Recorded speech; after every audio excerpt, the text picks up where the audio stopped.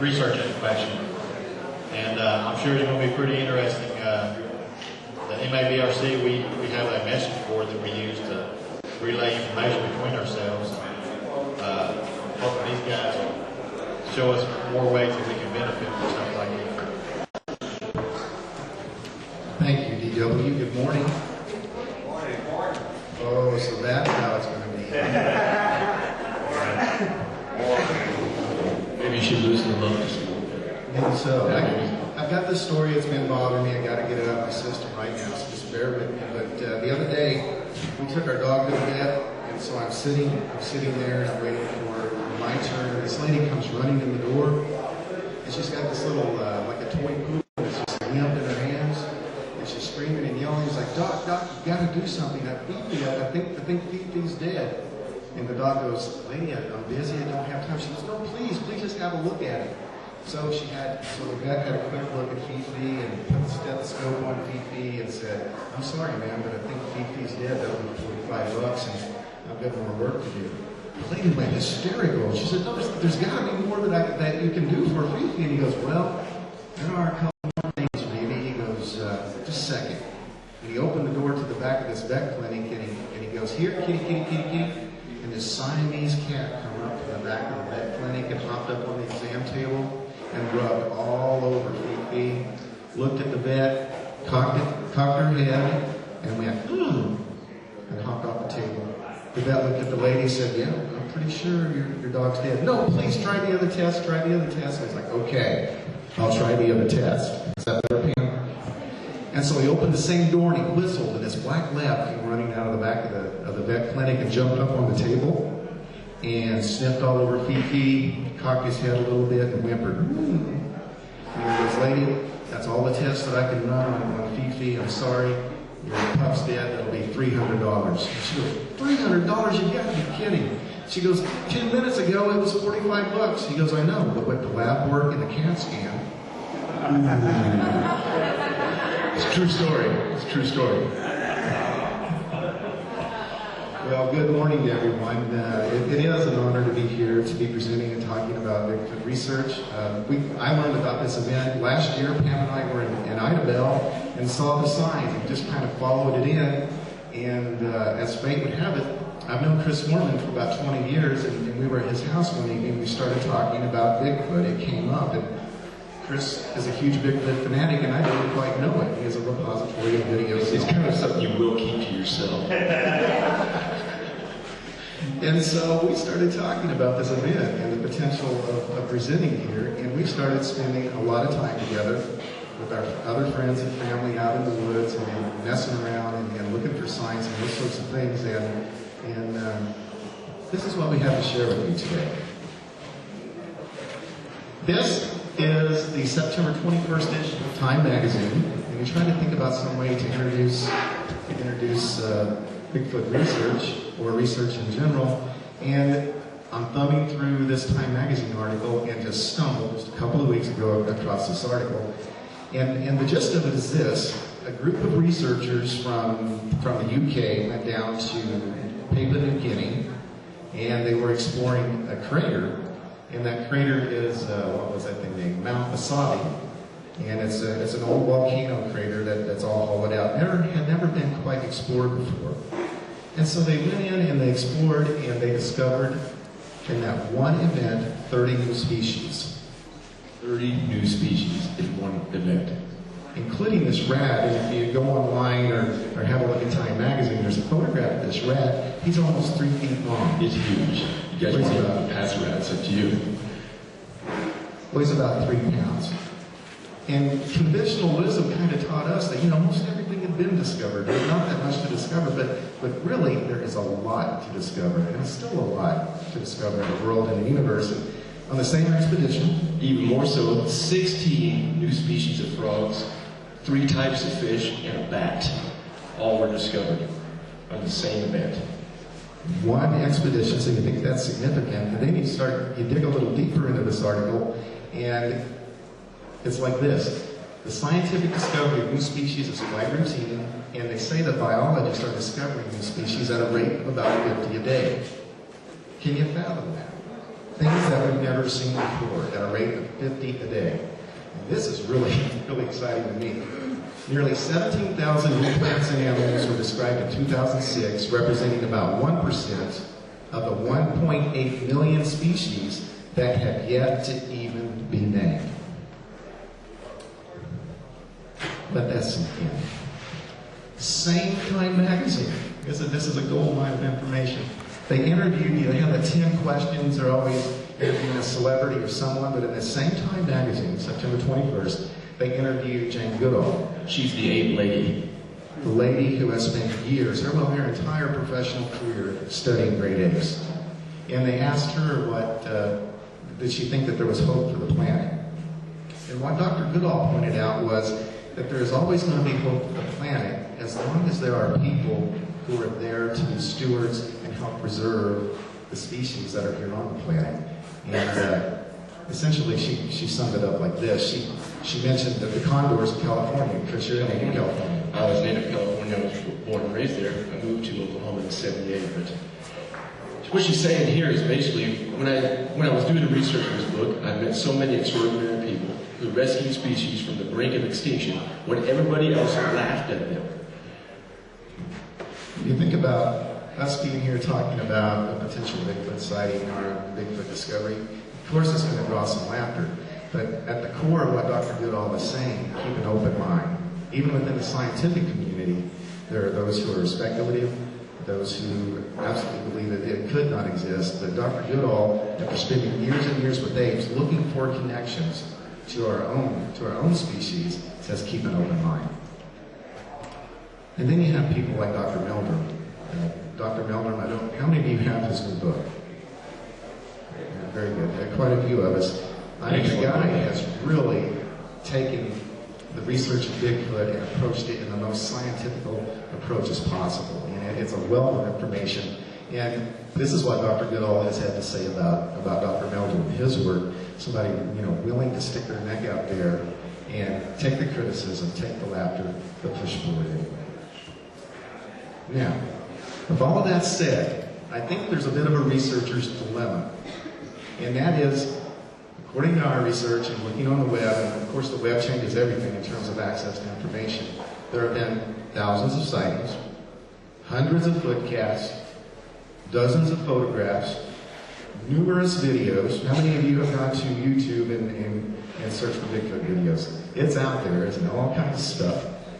There are a number of nationwide research groups and networks of research groups who are trying to connect themselves together and do further studies. And then the field researchers themselves, my gosh, countless hours out in the field and out there trying to search and discover something that has never been discovered before. And this is the gist of the dilemma. At this point in time, with all of these people out, there is no absolute proof in the scientific community that Bigfoot exists, and no verifiable DNA evidence.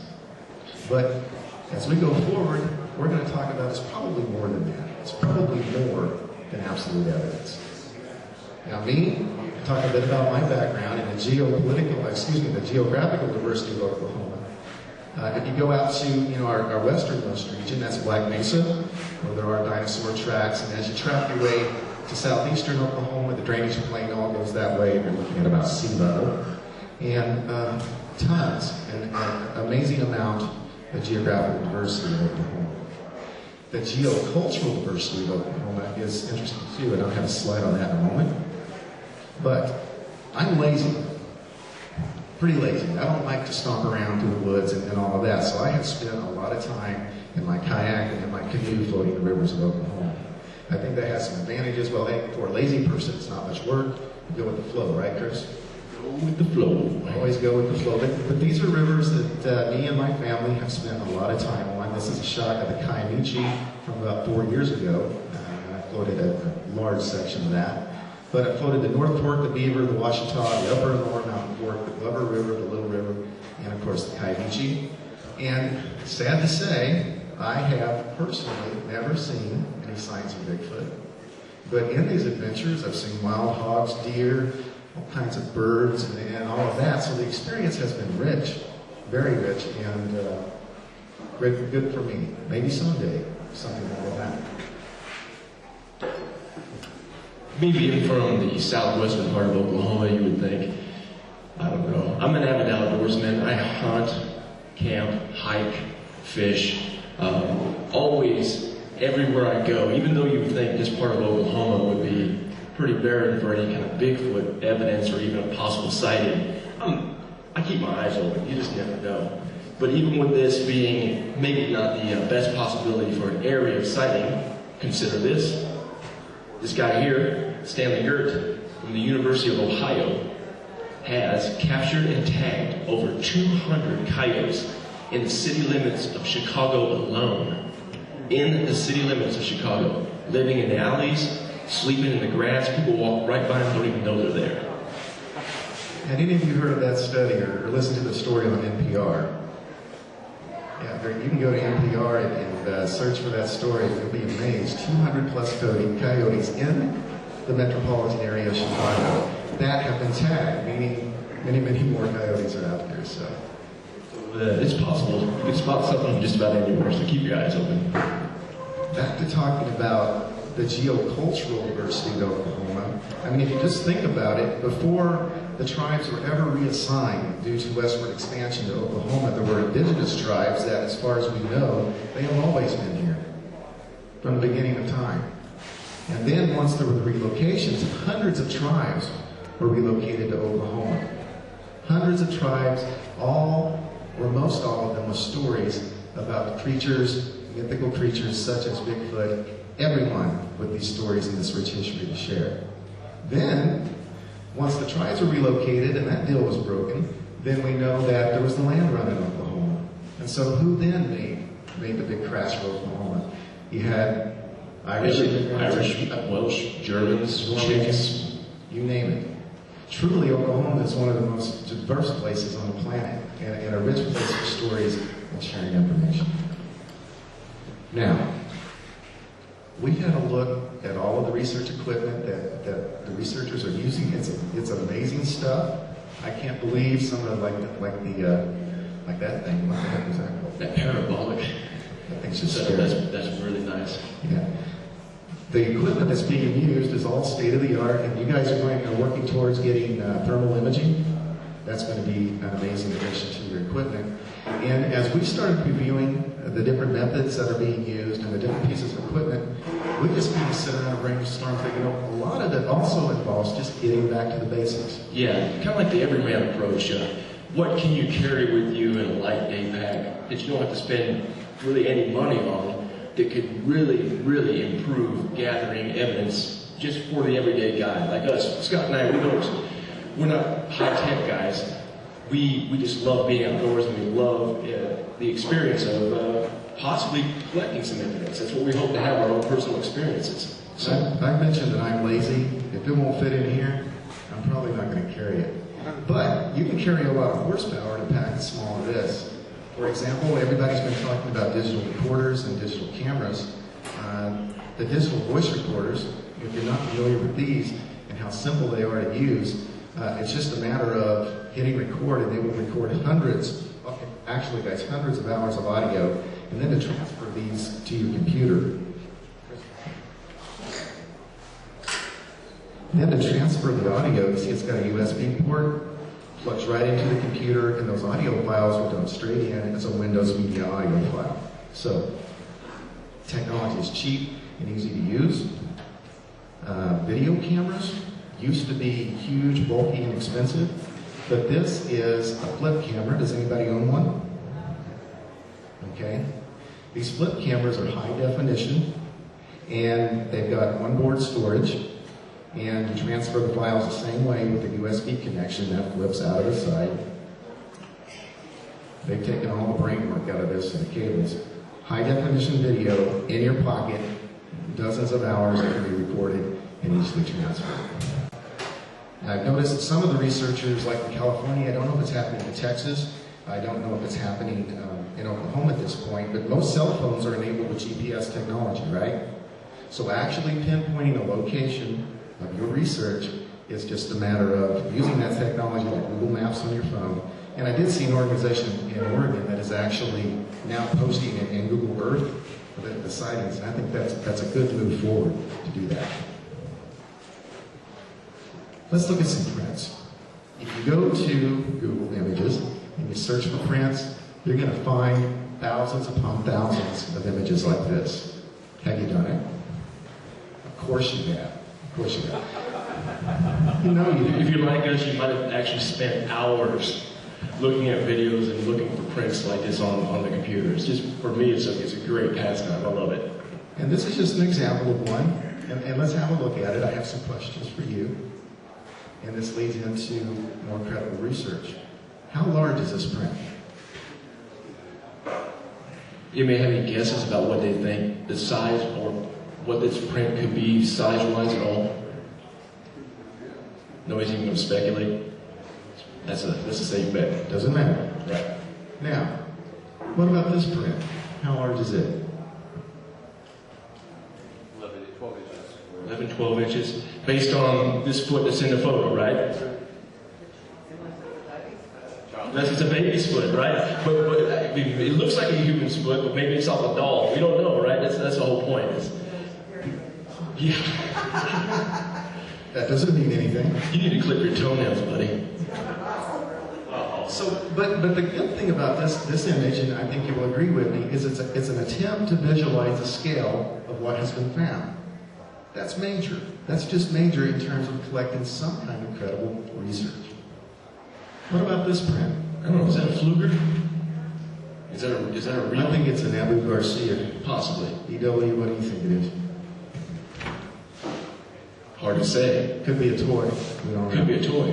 But again, attempts to visualize the actual scale.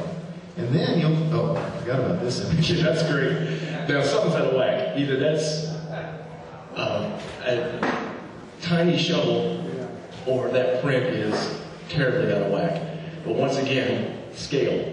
It's you have to have something in relation to Some kind of perspective. Some kind of perspective.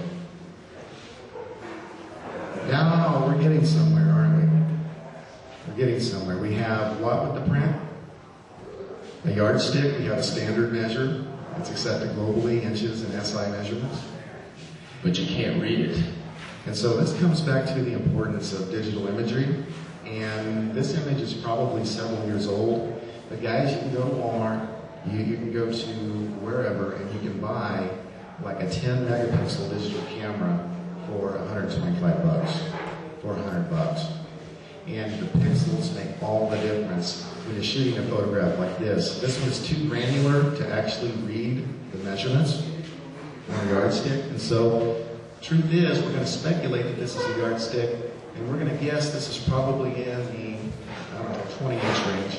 But the truth is, this we're going to be shared within a scientific community. We just don't know what the actual measurement is.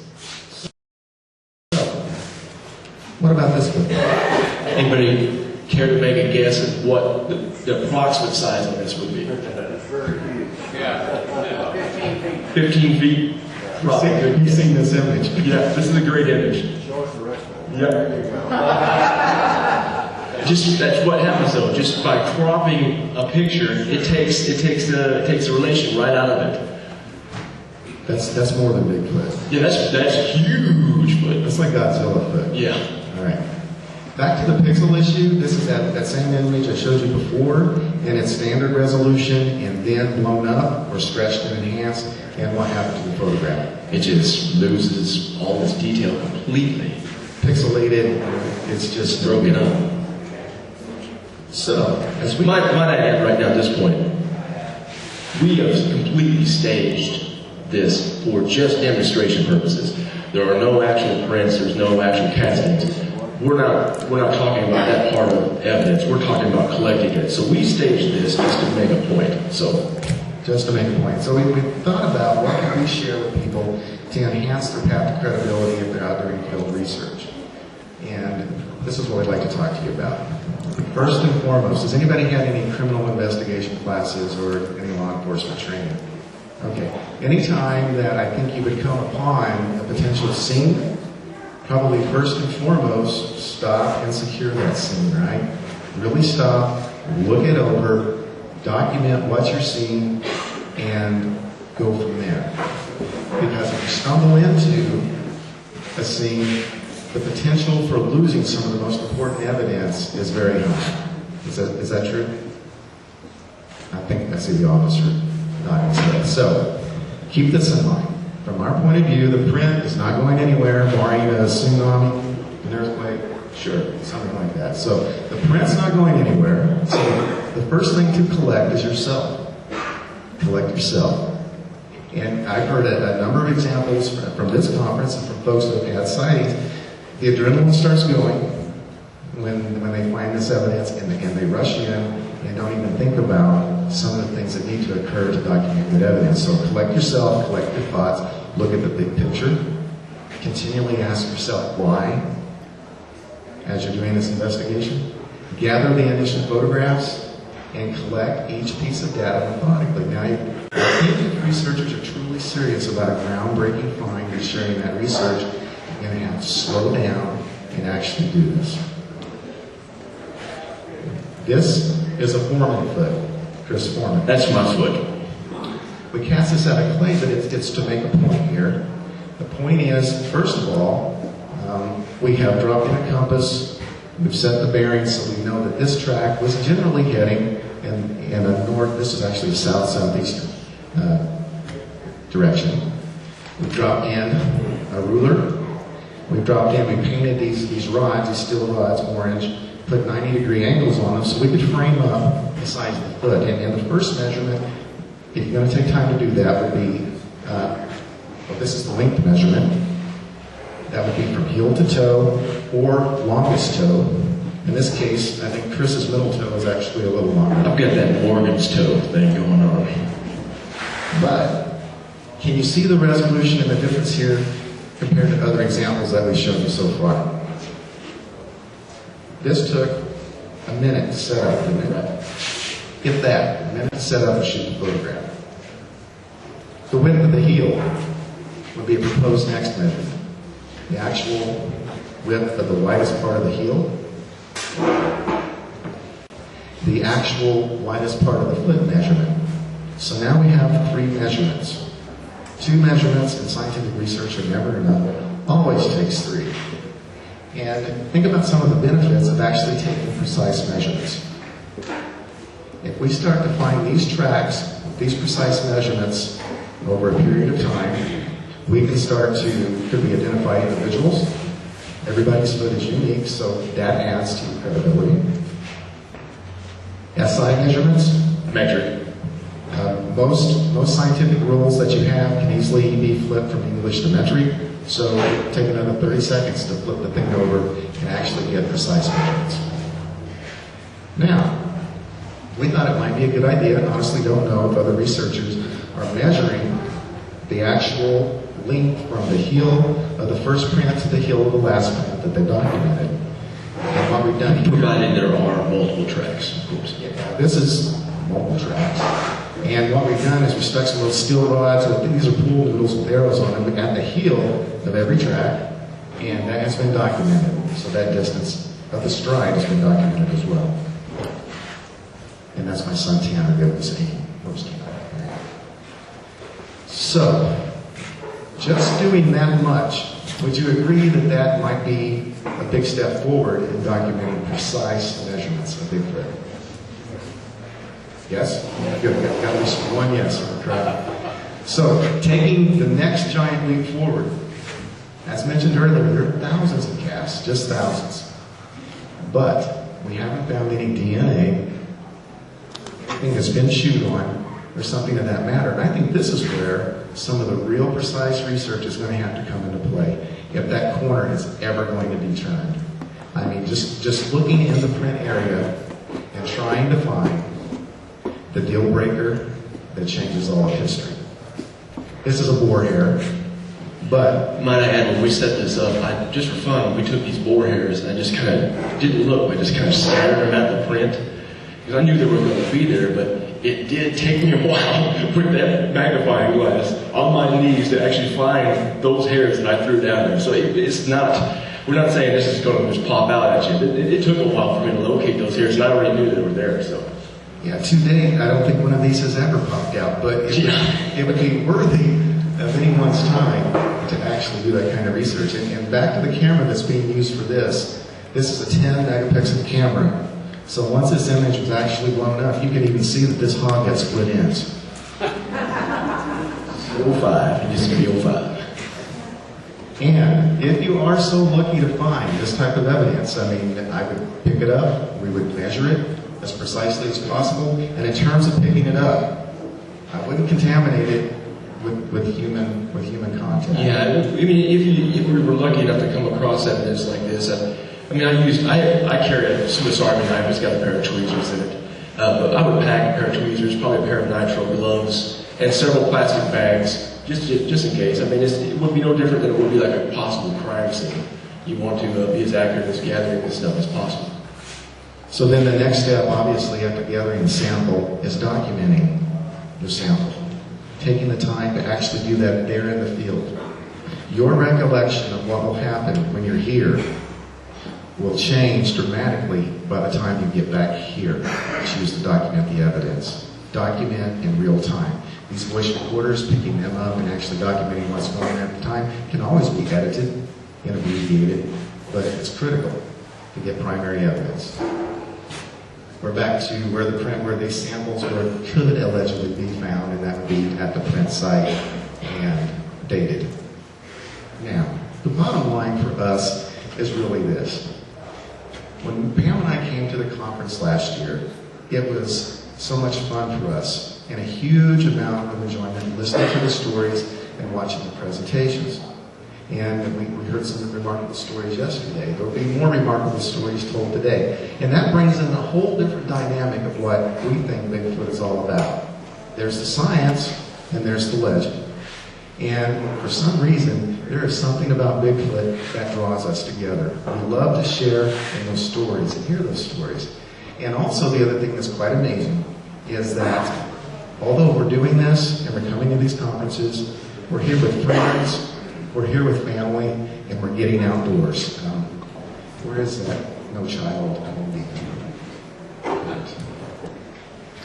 This is a book that a friend shared with me, and it's called The Last Child in the Woods. Now, what do most kids spend their time doing nowadays? Honestly. Video. It's indoors, you can bet on it. And that's what this book essentially, the whole gist of it is making that exact point. Kids are not getting out like they did before. Like my dad taught me to hunt, and he took me to the woods and spent years teaching me everything that he knows.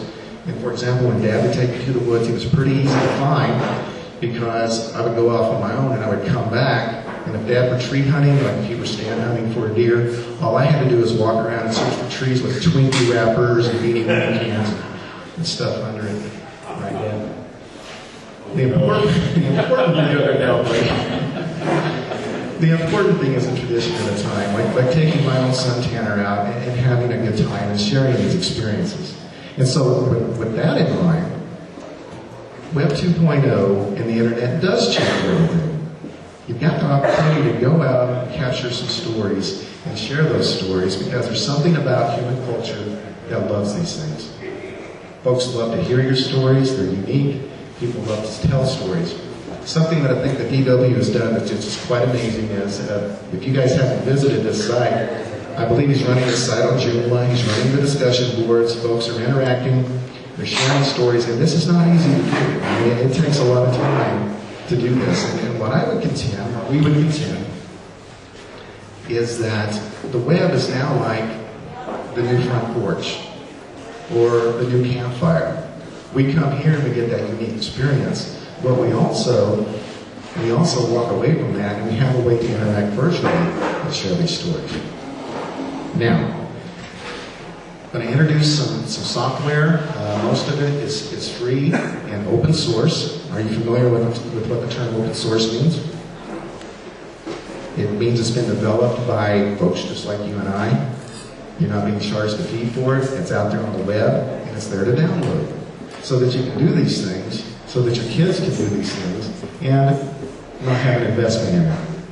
Audacity. The first thing is Audacity. How many of you have heard of Audacity? Very good. Audacity is a free open source sound editor. So if you're thinking about maybe doing podcasts, it's a great tool to use to record audio into and do multi-track recordings. Okay? Talking about generations beginning stories, I'm going to digress for just a little bit. This generation of Americans who are veterans who served in World War II, we're losing those folks by about 2,000 a day. We're losing folks of that generation that have other stories, family members, by about 2,000 a day.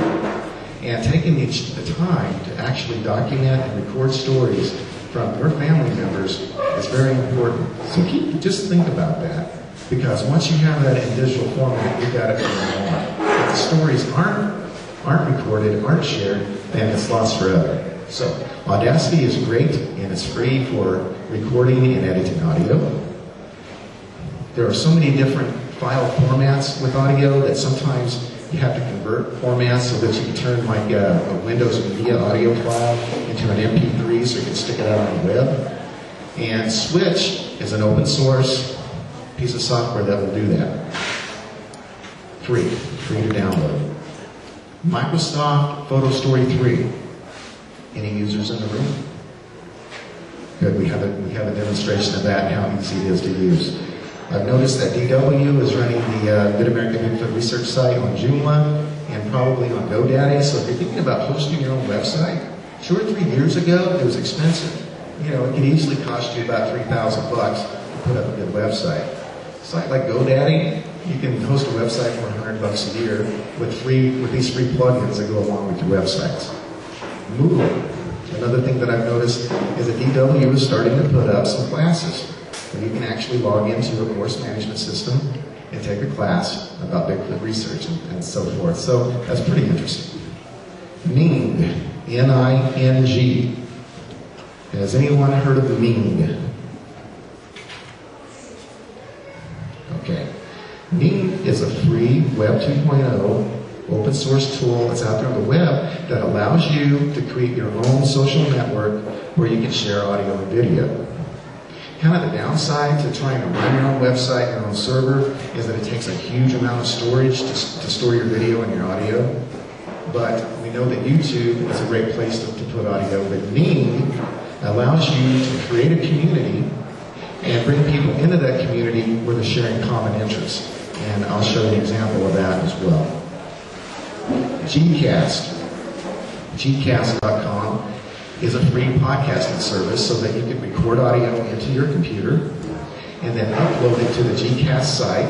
It runs on their servers, and you simply add links to the podcast. You can share your podcast with other people. Podbean is similar to Gcast. No cost associated. Gcast does have an option that you can pay. I think it's $100 a year, and you can actually fire up your cell phone wherever you are and record your podcast just driving down the road or from the field. So that's an add-on option if you're using a cellular service. Etherpad. If some of you researchers are collaborating on documents, Etherpad allows you to go, no matter where you are, town, across the nation, across the world, and log into a virtual environment where you can all edit the same document in real time. Up to 8 people can come in, edit a document, copy all of that, save it to Word or whatever. Okay? How many of you have heard of Celebrate Oklahoma Voices? No hands went up. You need to go check that out. It's being run as it started as a veterans project where they were recording these stories by veterans, but it's grown across the state and into schools where students are starting to tell stories from their communities. So it's a good way to go and get a glimpse of what digital storytelling is like and how that could affect you as a researcher. Photo Story 3 demo. I'd like to take a few minutes here and show you how easy Photo Story is to use. Hi there. How are you? Good.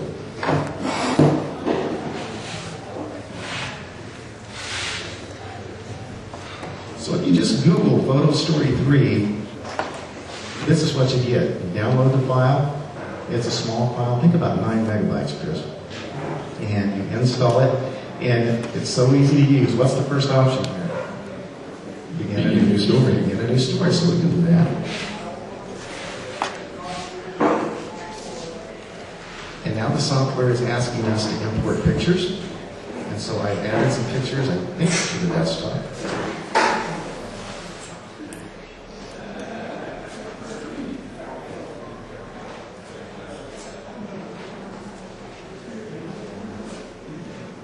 I'm running this microphone hand and photo story of the other. So I'm going to lay the mic down for a second.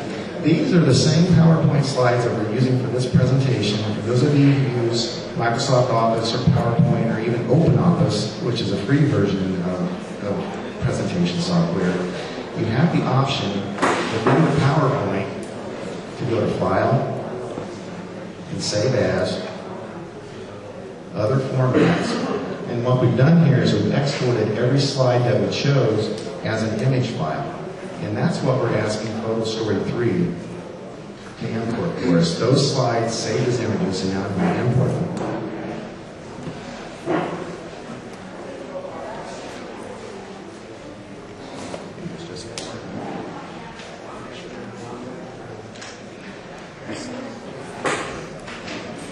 You see when they come into this timeline, and this is the first slide. And what you can do with these buttons is we could flip the photos around, or we could change the color. We could do some things with these buttons, but we're going to leave that alone because we're happy with the photographs. We select Next. If this were just a photograph, we could type the text in here on the right, where it says Type to Add Text, and it would add some titles in there for us, but we don't need to do that either. We already have titles. Here's our next option. Recording audio, and we're set to the first slide here. And so to actually make this thing take more narration, it's a matter of connecting a microphone, clicking on Record Narration, and I have an onboard microphone. It will pick this up. It'll sound a little weird. It would sound much better if I were connected in a quiet room, but we'll get what we get. So you record the narration about your field research, and this would be the first slide. We stop. We go to the next slide. Record the narration. This is our proposed example for measuring a Bigfoot print or a Sasquatch print, starting with the heel as the 0 mark and the longest part of the foot being the mark on the right. We go to the next slide. This is where we took our measuring sticks and we measured the heel of the foot. And this will be the last slide for a demonstration. This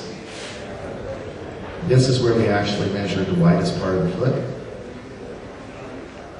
and then recorded this into our journal. Now we're through with the audio narration. We can go forward. I mentioned Audacity earlier. We were recording this audio slide by slide. That is what we were doing there. But if you used Audacity and wanted a soundtrack with music and all that, you see you have the option to select and import music. If we wanted background music, soundtrack, this button is, if we select it, it will run like a MIDI soundtrack in the background for you. So that's an option. But we don't want to do that. We're going to move forward. And then, now 4 steps, we have a multimedia presentation that's almost ready to share. And so what we're going to do here is we're going to save the story for playback on the computer now. And let's stick this thing on the desktop so that I can find it. And my name is Bigfoot. And what's going to happen, if you guys can see this from when you're sitting where it says Save as Type, we're going to save this as Windows Media video file. And we're going to let it render up.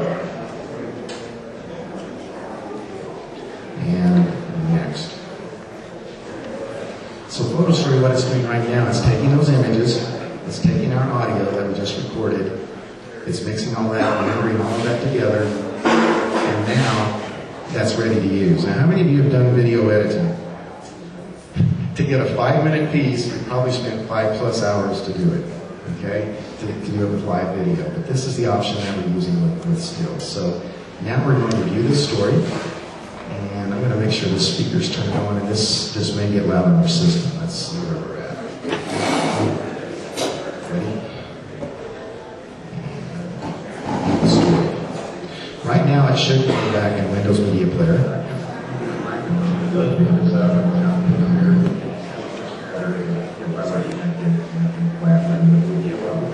So to record the narration about your field research, this would be the first slide.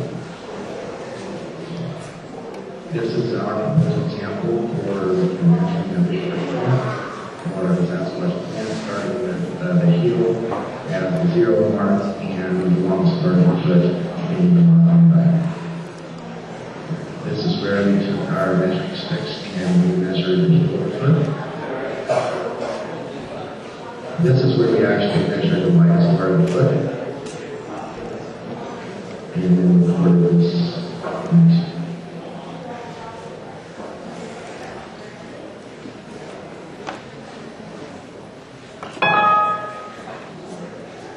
Sorry about that.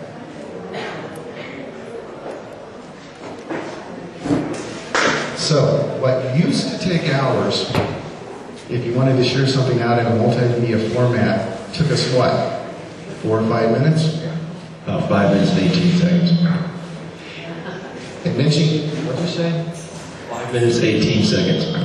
Very good, Foreman. Very good.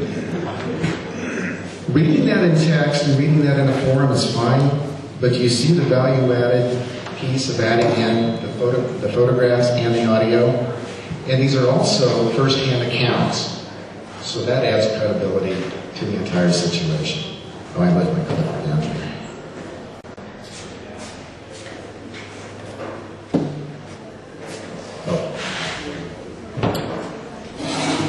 If a verifiable finding actually occurs, there are some larger things to think about that I would be remiss if we didn't bring up, and that is thinking forward, what actually happens when that occurs, when there actually becomes perhaps a GPS isolation of a Bigfoot habitat, then what? Really, then what? I like what Mike just had to say about his last presentation. Anytime you're out there treading lightly is always what we propose. Pack it in, pack it out. And this book, The Last Child in the Woods, I mentioned that for us. It's about friends and family and quality time together and sharing that.